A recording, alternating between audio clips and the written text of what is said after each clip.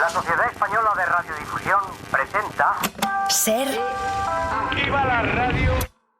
Podcast. Siempre.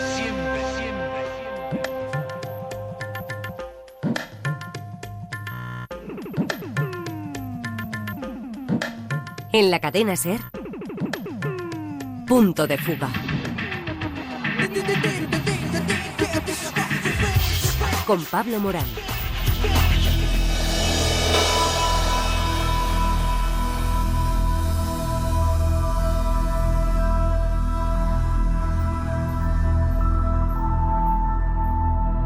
My daughter Noah and granddaughter Netta had come from Tel Aviv, where they live. The whole family was supposed to come. Mi hija Noah y mi nieta Neta habían venido desde Tel Aviv, donde viven. Se suponía que iba a venir toda la familia, pero mi nieto se puso malo, así que no pudo venir. Solo vinieron mi hija y mi nieta e íbamos a pasar el día aquí. Era sábado, era festivo y simplemente íbamos a estar aquí, íbamos a pasar el día juntos en familia. Nos fuimos a dormir con normalidad por la noche. Mi hija y mi nieta durmieron en el refugio porque la cama que hay allí es muy buena. Alrededor de las 6:30 de la mañana empezaron a sonar muchas sirenas.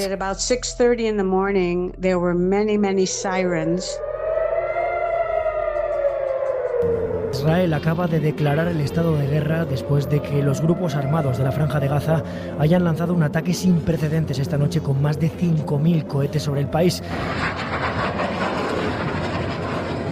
El ejército israelí ha informado de que varios terroristas armados se han infiltrado en el territorio y han pedido a la población que se mantenga cerca de refugios y que no salgan de casa.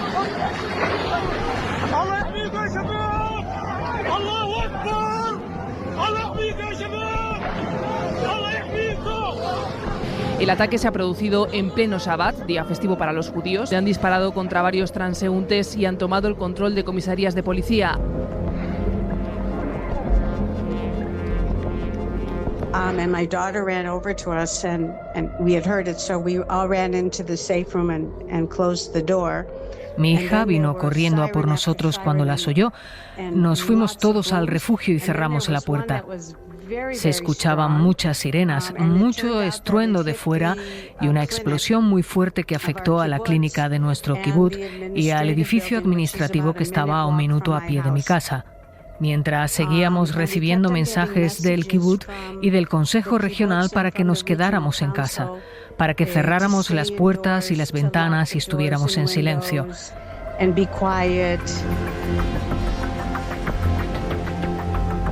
Se cumple un año del ataque que cambió el rumbo del largo conflicto en Oriente Próximo. Un año del día que jamás burló la férrea seguridad de Israel y asestó el golpe más importante de la organización contra su histórico enemigo. 1.200 de sus militantes, armados hasta los dientes, superaron la barrera de separación con la que Israel mantenía el bloqueo sobre la Franja de Gaza y se infiltraron en una veintena de localidades hebreas, provocando el terror no solo entre los vecinos, sino en todo Israel. And we kept on getting messages just to stay inside. Nobody could leave. And then y allí seguimos recibiendo alertas para que no saliéramos. Nadie podía salir. Cuando encendí la televisión para ver qué estaba pasando, vi la famosa imagen de la camioneta llevándose rehenes. Vi a los terroristas en acción. También empezamos a recibir mensajes de los vecinos y amigos a través de los grupos de WhatsApp que iban contando lo que les pasaba. Cosas extremadamente aterradoras.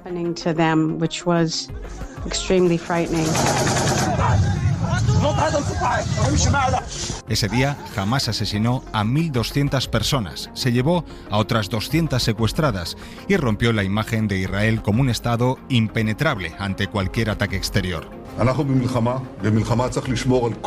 Y abrió la puerta a una respuesta devastadora, a un asedio de la Franja de Gaza y al exterminio de su población, a una guerra que ya tiene una dimensión regional dirigida por Benjamín Netanyahu y sus socios ultras.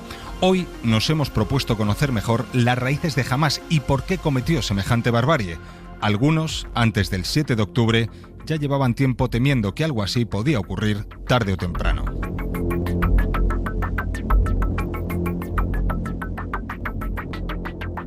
Well, it was very clear that the only people who were experiencing calm in that period were Israeli Jews. Bueno, estaba muy claro que las únicas personas que estaban viviendo en calma en ese periodo eran realmente los judíos. No había nada de calma en la Franja de Gaza. Tarek Bakoni es jordano, es experto en geopolítica de Oriente Medio y autor del libro Hamás, publicado por Captain Swing. Lo publicó años antes de los ataques, cuando ya pesaba sobre Gaza el enorme peso del bloqueo israelí sobre la franja. El bloqueo en sí es una estructura muy violenta e impone una forma de castigo colectivo a más de 2 millones de palestinos en Gaza, la gran mayoría de los cuales son refugiados que tienen un derecho reconocido internacionalmente a regresar a sus hogares. Pero esos hogares están en Israel, y por eso la calma fue solo unilateral. Había 2 millones de palestinos viviendo bajo bloqueo con una inmensa pobreza, sin libertad de movimiento, con desempleo y ocasionalmente violencia por parte del régimen israelí en forma de ataques militares, que han sucedido repetidamente a lo largo de los 16 años de ese bloqueo. Tarek lleva años estudiando a los grupos armados de la región que han plantado cara a la ocupación israelí, a la expansión ilegal de su territorio y a su política de apartheid sobre la población árabe, que es mayoritaria en la zona. Este analista jordano es de los que piensa que considerar a Hamás como un mero grupo terrorista es un error que solo oculta el problema real. Mire, el calificativo de terrorismo se ha aplicado a Hamás mucho antes del 7 de octubre. Si pensamos en el terrorismo como el ataque a civiles por un proyecto político, entonces en realidad la entidad responsable de la mayoría de las muertes de civiles en la tierra de la Palestina histórica, entre el río y el mar, es el régimen israelí. Antes del ataque de Hamás el 7 de octubre, en Cisjordania fueron asesinados por ataques de las fuerzas de ocupación israelíes más niños palestinos que en las 2 décadas anteriores. Entonces, cuando se utiliza el calificativo de terrorismo, tenemos que entenderlo como una etiqueta que tiene como objetivo proporcionar impunidad al Estado israelí para mantener su opresión violenta del pueblo palestino.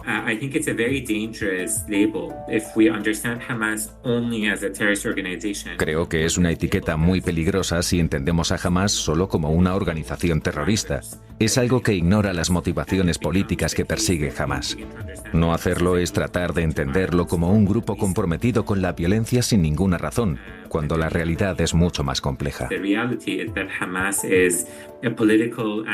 La realidad es que Hamás es un movimiento político anticolonial, comprometido con la lucha contra el sionismo, que es un proyecto colonial en Palestina, y con la destrucción de la tierra de la Palestina histórica. Y para ello utiliza tácticas de resistencia tanto armadas como desarmadas. En su libro explica cómo Israel se ha beneficiado de esa imagen de Hamás como un grupo terrorista, porque, claro, eclipsa el resto de reivindicaciones de la Palestina histórica. Sí, creo que para el gobierno israelí en este momento, o incluso cualquier gobierno israelí en el pasado, el objetivo es presentar a los palestinos como un pueblo irracional que no tiene una demanda real y legítima de derechos, y que está comprometido con la violencia solo porque odia a los israelíes o porque odia a los judíos y usa ese tipo de retórica. El gobierno israelí ha sido capaz de mantener un régimen de apartheid que es muy violento y que otorga derechos solo a los judíos y no a los palestinos, cuando en realidad, si uno quiere abordar la historia de Palestina, Israel comprende que el pueblo palestino ha tenido las mismas demandas durante más de un siglo, que es lograr su derecho a la autodeterminación en su patria. Y hay, independientemente de Hamás, un amplio acuerdo con este proyecto político, con el proyecto político de lograr la liberación en Palestina, de desmantelar el apartheid y de reclamar derechos para el pueblo palestino.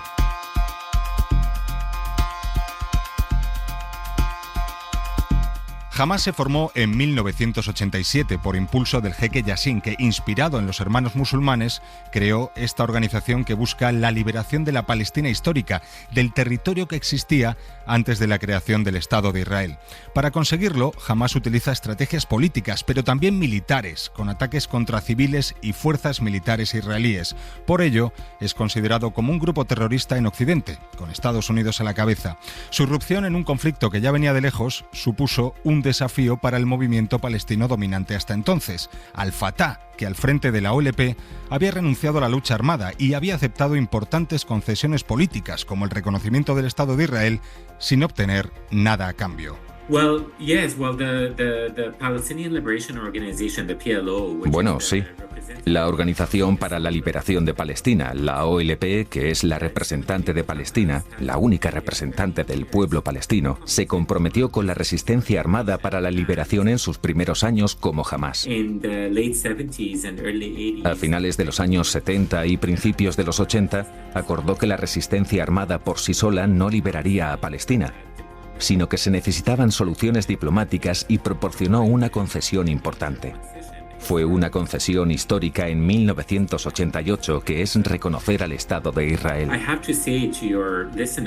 Tengo que decir a sus oyentes que ningún gobierno israelí ha reconocido nunca el derecho del pueblo palestino a la autodeterminación, ni siquiera en una solución de dos estados. Está el hecho de que la Organización para la Liberación de Palestina lo hiciera en 1988. Y así entendemos, 30 años después, que en realidad Israel no está interesado en la diplomacia en absoluto. Lo que le interesa es asegurarse que los palestinos no tengan ningún proyecto político y que se vean obligados a seguir viviendo en Palestina, sin derechos y sin ningún esfuerzo por resistirse al régimen israelí de apartheid que se les ha impuesto. Hace un par de meses, el gobierno israelí votó en la Knesset en contra de permitir que surgiera un Estado palestino. Por lo tanto, está muy claro que Israel no está interesado en una solución diplomática. Centrándonos en Hamás, el movimiento sigue comprometido con la resistencia, sigue comprometido con la creencia de que la única manera de desafiar el dominio israelí es hacer que los judíos israelíes comprendan que hay un precio que pagar por su ocupación. Así que creo que esa era la dinámica, y cualquiera podría haberles dicho simplemente mirando la historia de las últimas 2 décadas que la relativa calma, al menos para los israelíes, solo iba a ser temporal. Es más, el gobierno israelí no tenía una estrategia para Gaza. Creen que mantener lo que ellos llaman cortar el césped, que es una estrategia militar, que cada pocos años entrarían y atacarían militarmente la franja de Gaza como método de disuasión. Esa era siempre una estrategia a corto plazo que no iba a ser sostenible. ¿Me está diciendo entonces que Hamás no tenía otra alternativa que el 7 de octubre?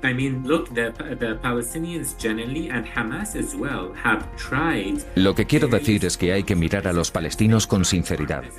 Hamás también ha intentado varias formas de resistencia. Han intentado la resistencia armada. Han intentado medios legales yendo a la Corte Internacional de Justicia, que el mes pasado emitió su opinión consultiva de que la ocupación prolongada es ilegal y debe ser desmantelada. Y han ido a la CPI, la Corte Penal Internacional, y han presionado para que se tomen medidas legales y para que Israel rinda cuentas en el escenario internacional.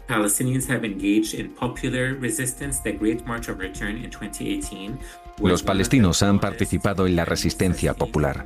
La Gran Marcha del Retorno en 2018 fue una de las formas de movilización más amplias y sostenidas en todos los segmentos de la sociedad palestina. Duró semanas, meses, y durante ese periodo el ejército israelí utilizó una política de fuego real, matando a más de 200 palestinos, incluidos periodistas y médicos, y causando más de 36.000 heridos que alteraron la vida de palestinos que eran manifestantes desarmados.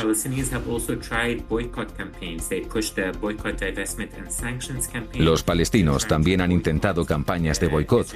Impulsan su campaña de boicot, desinversión y sanciones para intentar boicotear los productos israelíes en el escenario internacional y limitar el sector privado que se beneficia de la ocupación. Todas estas formas de resistencia se consideran terroristas. Israel llama a la campaña de boicot, desinversión y sanciones terrorismo diplomático. La llaman antisemita. Llaman a la Gran Marcha del Retorno, que fueron protestas pacíficas, un enjambre de terroristas en Israel. Así que la conclusión es que cualquier tipo de resistencia, armada o de otro tipo, es inaceptable para ellos. Los palestinos tienen que aceptar vivir como sujetos de segunda clase, como sujetos ocupados en su patria, y esa es la única forma en que el gobierno israelí tenga éxito.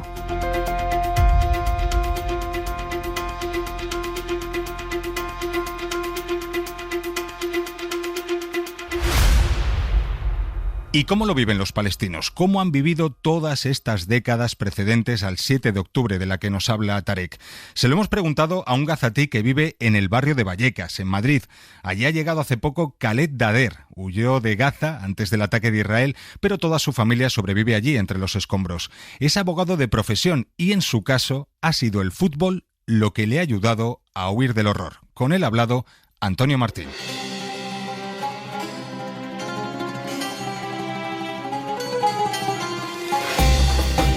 Khaled Dader sueña y sobrevive, es lo que lleva haciendo desde que nació en la Franja de Gaza. La infancia en Palestina es diferente a la de cualquier otro país del mundo. Nacemos en Palestina y el sufrimiento comienza porque las posibilidades son limitadas en todos los ámbitos. En mi caso, mi infancia estuvo llena de guerras y destrucción. No viví mi infancia como la viven los niños de todo el mundo. La infancia en Palestina es sufrimiento y mucho dolor. Sueña con jugar al fútbol en Primera División y con representar a Palestina. De momento, se desempeña en el Club Independiente de Vallecas, un equipo de barrio, solidario, feminista y antirracista que junto a la Cruz Roja le han acogido en una de las zonas más resilientes de Madrid. Khaled se marchó de Gaza en 2022 para jugar al fútbol en Cisjordania y después en Libia, así que el balón y las balas han ido de la mano en toda su trayectoria. Su familia sigue ahora mismo en la franja. Sí, tengo familia en Gaza, pero no he hablado con mi familia durante 3 semanas. Su situación es muy difícil. Nuestra casa quedó completamente destruida y mi familia ya no tiene un hogar. Mi hermano resultó herido en la guerra y necesita tratamiento en el extranjero. La última vez que me puse en contacto con ellos fue hace 3 semanas. Me dijeron que sus vidas corren peligro y son difíciles cada día. Están desplazados y se trasladan todos los días de un lugar a otro en busca de un lugar seguro para asentarse. Mi familia duerme en las calles y aceras y vive en una tienda de campaña. Su vida diaria consiste en buscar comida, agua y leña para encender un fuego para cocinar. Espero que la guerra termine pronto. En Gaza han muerto conocidos suyos, tanto familiares como del mundo del fútbol, y cuando consigue contactar Vallecas con la franja, la imagen es desoladora. La franja de Gaza ha desaparecido por completo y se ha vuelto inhabitable. No hay hospitales, ni universidades, ni escuela, ni futuro. Todo ha desaparecido.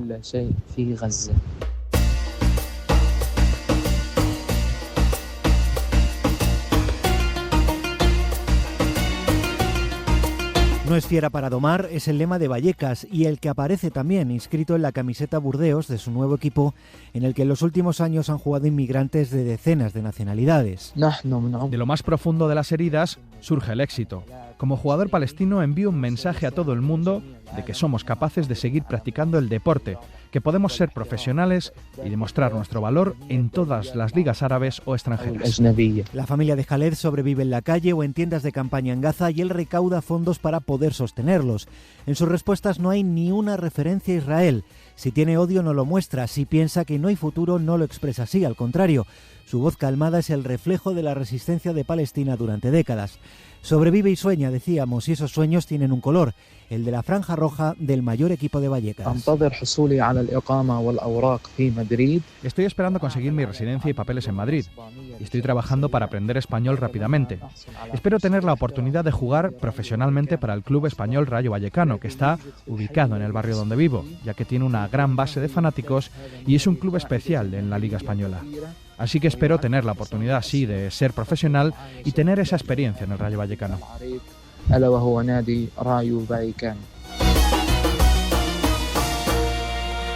Tarek, la resistencia militar de Hamás también ha representado un enorme coste para palestinos, como el que acabamos de escuchar, especialmente en vidas humanas. ¿Qué han ganado los palestinos gracias a la resistencia? It's a very good question. I think that Hamas must be held accountable at some point for explaining. Esa es una muy buena pregunta. Creo que en algún momento Hamás debe rendir cuentas y explicar cuál es su objetivo estratégico con esta operación. Y como palestinos tienen que reflexionar sobre el coste de este año pasado y sobre lo que ha significado para Hamás hacer lo que hizo. Sin embargo, dicho esto, tenemos que entender que el principal autor de esta violencia y la entidad responsable de este nivel de asesinatos entre los palestinos es el régimen de apartheid de Israel. Sobre el ataque del 7 de octubre, creo que Hamás no tenía en mente el ataque que realmente ocurrió. creo que el movimiento había planeado un ataque mucho más limitado, que se centraría en las bases militares alrededor de la Franja de Gaza, donde el movimiento podría atrapar o capturar soldados israelíes como prisioneros de guerra y llevarlos a Gaza para un futuro intercambio.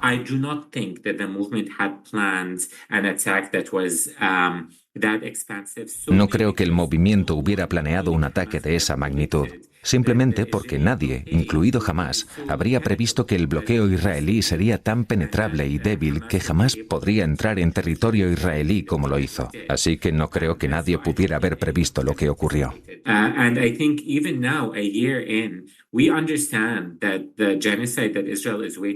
Creo que incluso ahora, un año después, entendemos que el genocidio que Israel está llevando a cabo no tiene que ver con Hamás.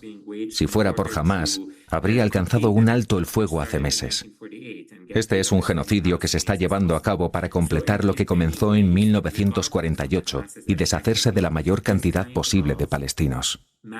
Así que, en muchos sentidos, independientemente del ataque de Hamás, creo que este tipo de matanza en masa por parte del gobierno israelí, de la que han llegado a hablar 8 años antes del 7 de octubre, era realmente inevitable. Entonces, ¿es ese porvenir el que le espera a Gaza, limpiar el territorio de palestinos? Sí, creo que será así en la Franja de Gaza. Y tengo que decirles a sus oyentes que la gente suele pensar que la Franja de Gaza está bloqueada por culpa de Hamás. La realidad es que la Franja de Gaza siempre ha sido una fuente de frustración para el gobierno israelí.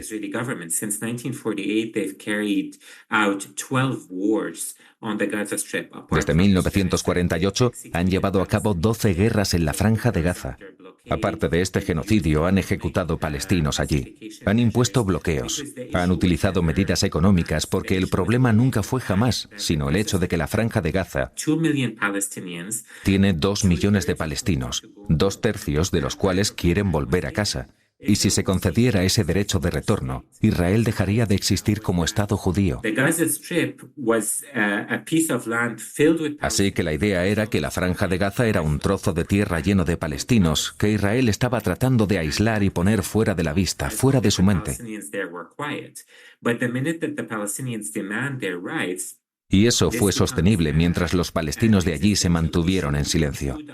Pero en el momento en que los palestinos exigieron sus derechos, esto se convirtió en un problema existencial para el régimen del apartheid. Y por eso, el objetivo es terminar definitivamente con cualquier tipo de movilización o demanda política de Gaza.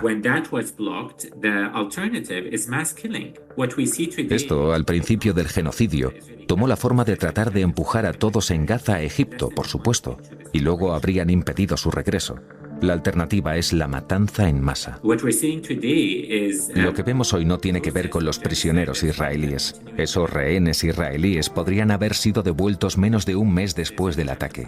Lo que estamos viendo hoy es un proceso de genocidio que tiene como objetivo continuar la Nakba.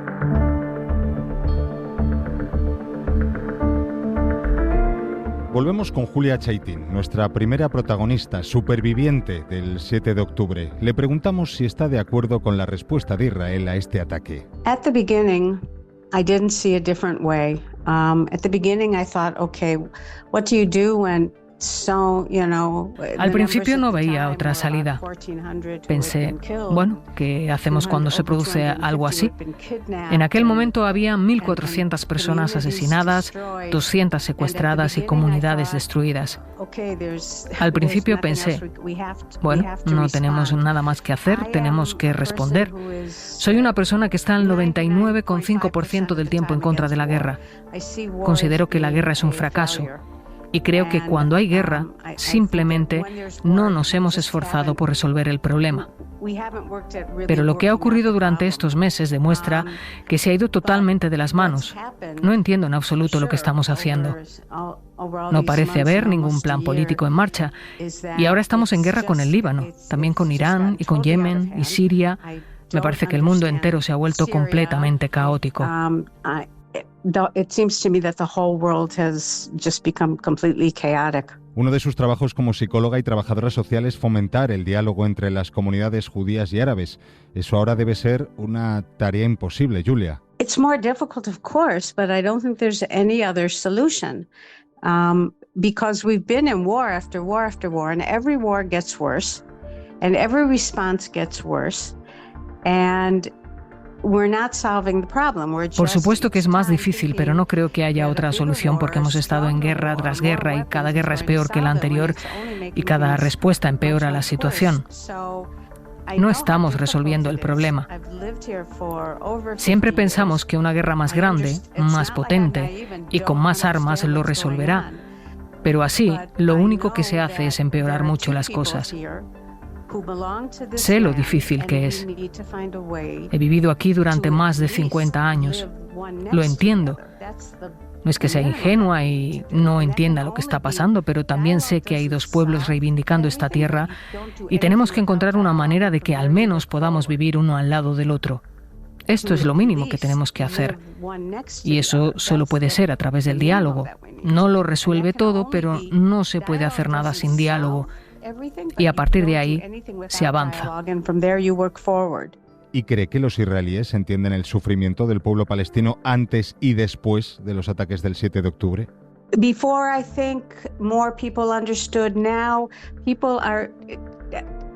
October 7th was so traumatic and we're still... Antes creo que más gente lo entendía, pero el 7 de octubre fue muy traumático. Y creo que todavía es importante para mí decir que los que estamos en esta zona seguimos de alguna manera en el 7 de octubre porque los rehenes siguen allí y porque no hemos podido llorar ni enterrar a muchos muertos. Por lo que oigo decir, hay mucha gente que no tiene espacio en su corazón para ningún otro sufrimiento que no sea el sufrimiento judío, el sufrimiento israelí. Y mucha gente piensa que no hay ningún gazatí inocente. Mucha gente piensa así ahora. Así que no, yo diría que la gran mayoría de los israelíes no lo ven, no lo sienten. Y el pequeño porcentaje que lo siente es un porcentaje muy pequeño. And the small percentage that does, it's a very small percentage. I don't think he's able to defeat either Hamas or Hezbollah. These are organizations that... No creo que sea capaz de derrotar ni a Hamas ni a Hezbollah. Se trata de organizaciones que, aunque sus fuerzas armadas estén gravemente debilitadas, se basan en una ideología en la que creen los palestinos, en el caso de Hamas, o los ciudadanos libaneses, en el caso de Hezbollah, que es la ideología de resistencia a la dominación israelí en la región. Por tanto, incluso si estas organizaciones se vieran gravemente debilitadas, esa ideología resucitaría y continuaría hasta que se desmantele el régimen de apartheid israelí. La resistencia al apartheid israelí persistirá.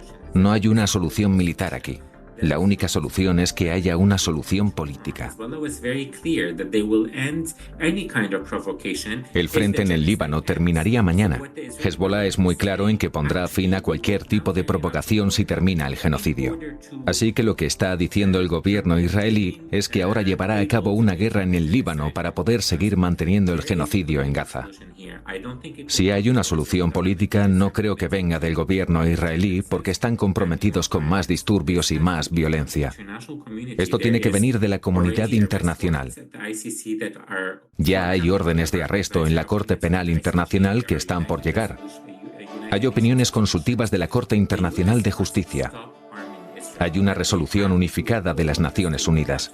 Estados Unidos debe dejar de armar a Israel y tiene que hacer que el Estado rinda cuentas por lo que está haciendo.